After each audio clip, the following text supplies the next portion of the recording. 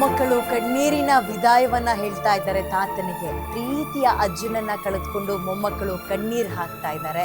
ಮನೆಯ ಬಾಲ್ಕನಿಯಲ್ಲೇ ನಿಂತು ಅಜ್ಜನನ್ನ ನೆನಪಿಸ್ಕೊಂಡು ಮಕ್ಕಳು ತನ್ನ ಕಣ್ಣನ್ನ ಒದ್ದೆ ಮಾಡ್ಕೊಳ್ತಾ ಇದ್ದಾರೆ. ಮೊಮ್ಮಕ್ಕಳು ಶಾಮನೂರು ಶಿವಶಂಕರಪ್ಪ ಅವರ ಮೊಮ್ಮಕ್ಕಳು ಬಿಕ್ಕಿ ಬಿಕ್ಕಿ ಅಳ್ತಾ ಇದ್ದಾರೆ.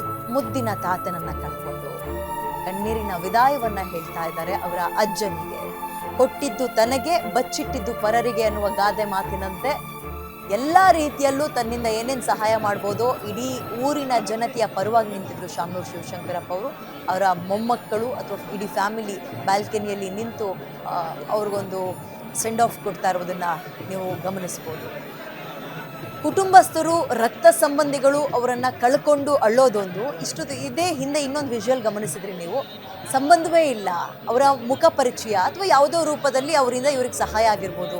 ಅವರೆಲ್ಲರೂ ಕೂಡ ಕಳ್ಕೊಂಡು, ಶಾಮನೂರು ಶಿವಶಂಕರಪ್ಪ ಅವ್ರನ್ನ ಕಳ್ಕೊಂಡು ಎದೆ ಒಡ್ಕೊಂಡು ಹಣೆ ಚಚ್ಕೊಂಡು ಹೇಳ್ತಾರಲ್ಲ, ಅಲ್ಲಿಗೆ ನಾವು ಬದುಕಿದ್ದಕ್ಕೂ ಸಾರ್ಥಕ ಅನ್ನಿಸುವ ಅಪರೂಪದ ಸನ್ನಿವೇಶ. ಇವರೆಲ್ಲರೂ ರಕ್ತ ಸಂಬಂಧಿಗಳು.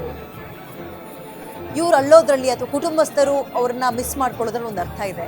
ಅಕ್ಕಪಕ್ಕದವರು ಹಣೆ ಚಚ್ಕೊಂಡು ಎದೆ ಬಡ್ಕೊಂಡು ಅಳ್ತಾರೆ ಅಂದಾಗ ಯಾವ ರೀತಿಯಾಗಿ ತಮ್ಮ ನೆನಪನ್ನ, ಸಹಾಯವನ್ನ ಅಚ್ಚಳಿಯದೆ ಉಳಿಸಿ ಹೋಗಿದ್ದಾರೆ ಅನ್ನೋದಕ್ಕೆ ಮತ್ತೊಂದು ಉದಾಹರಣೆ.